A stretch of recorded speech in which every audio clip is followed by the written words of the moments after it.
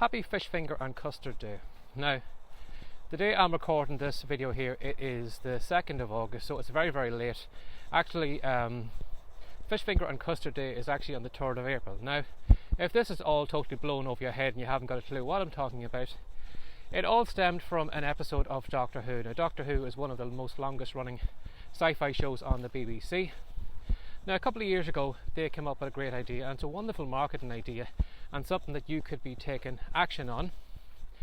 Now, in one of the episodes, Doctor Who, who was Matt Smith at the time, and in that episode he sat down and he had a snack or a dinner or whatever, but what he ate was fish fingers and custard. Now, honestly, I don't know how he kept that down, but you never know, it might be tasty. But what the BBC did, which was a very, very, very great idea, and it was very simple to do, what they did was they turned the 3rd of April into Fish Finger and Custard Day. Now, what they did was they had reached out to fans to celebrate the day, and what they did was, almost like the Ice Bucket Challenge, they challenged all the fans to see if they could sit down and eat fish fingers and custard. Now, again, like the Ice Bucket Challenge, probably a lot of fans record themselves eating it. Probably some of them threw up, and maybe they challenged their friends and family to try it out as well too. Now, I'm sure it did a lot for the show. Again, you know, Doctor Who is well known all over the world, so it probably didn't need, it's not that it drew huge numbers to the show. Whoever was watching it was probably watching it right now, but it was a fun thing for the fans to do.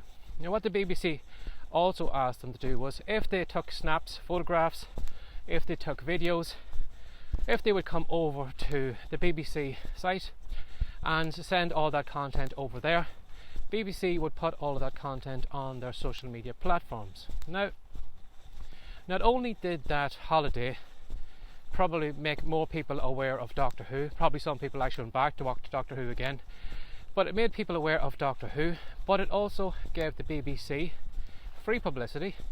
It gave them free content for the social media platforms.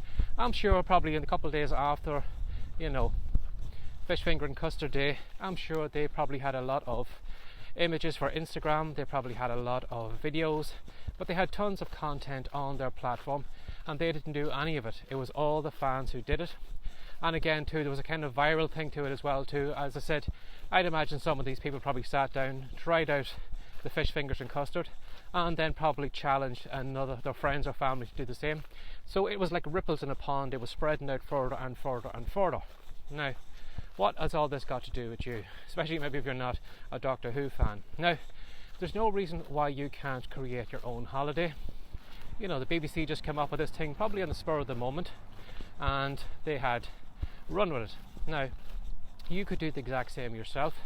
If you have a little bit of a following, for example, maybe if you're someone who is into maybe low content books like puzzle books, colouring books, planners, or all those different things, could you come up with a kind of unique thing today that will involve your book? So maybe you might have pets and puzzles or something like that, where you could have or ask people who are big lovers of puzzles if they could send in snapshots of maybe their dog or their cat or whatever animal they have, with a puzzle book. Now, again, that's just a simple idea.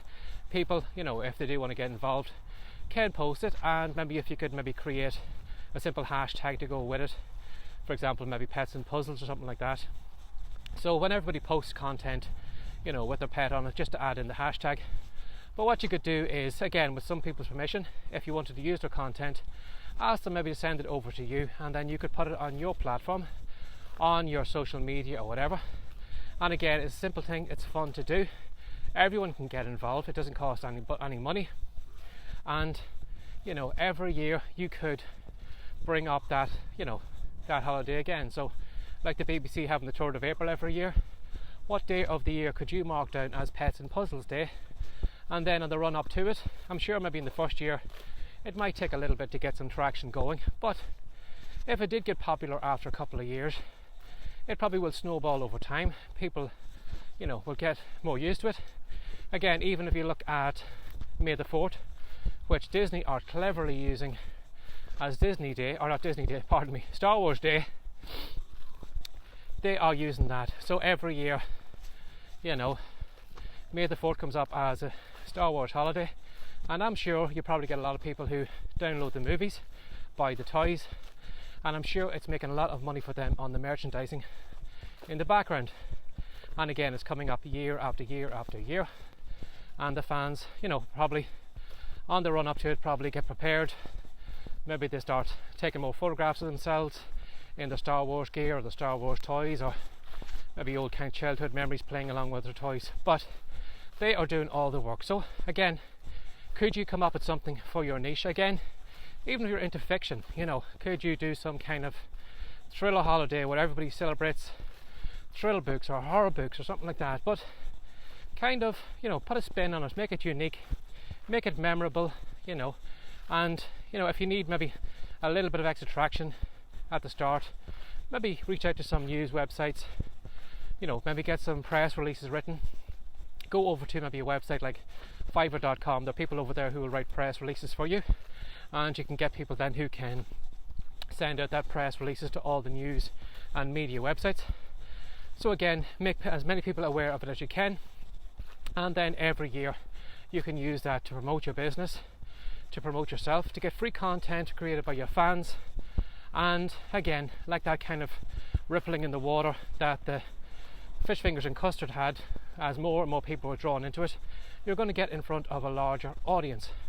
So think about today, is there any kind of special holiday, any fun holiday that you can create along the same lines as, Fish Finger and Custard Day or May the 4th, that you can use every day to make people aware of what you do, maybe to help you sell books or whatever it is that you're into at the moment. And again, it's so easy to do, and you're involving your fans, your followers as well into it, so you're kind of making them part of the whole thing. And I'm sure if whatever fan you are of fiction, so if you might be a big Stephen King fan, or whether you are whatever fan you are in, whatever genre you follow, I'm sure if Stephen King said, everybody come on, this is horror day today, if you're a big fan of him, of course you'd want to join in, you'd want to be part of it, you'd want to be part of his mob on the day and part of his group. So what you can do is you can involve your fans, your followers, whoever, your readers in your day. So think about that today. Is there anything you could do to draw attention to yourself, to make people aware of what you do? And then, as I said, as it gets more popular every year, it could be something that is just free publicity for you, getting readers to your books or your sites or whatever it is, but it doesn't cost a penny to do. It just needs you to kind of get the ball rolling and keep it going until it just kind of takes off. So think about that today. Now, if you have any ideas or any questions you'd like me to cover in these podcast episodes of these videos, you're very welcome to reach out to barryjmcdonald@gmail.com, and I'll have a look at covering it in a video. And if you go over to the WriteCome site right now, which is called WriteCome, WriteCome.com, you'll find a great free report over there, which is called Words to Wealth. And in it, I'm going to show you 10 different ways anyone, and I mean anyone, can make money from your keyboard. So if that intrigues you, if you'd like to know more about what I do, and again, if you want to find more of this content, do a search for WriteCome, either on iTunes, Google, or whatever you normally do your searches on. You'll find a ton of content all over the web. And again, if there's anything you'd like to ask me, or if you'd just like to reach out, hit me on that email address I gave you earlier on. So as always, thanks for sharing your time again today. Take care, have a great day. Bye bye.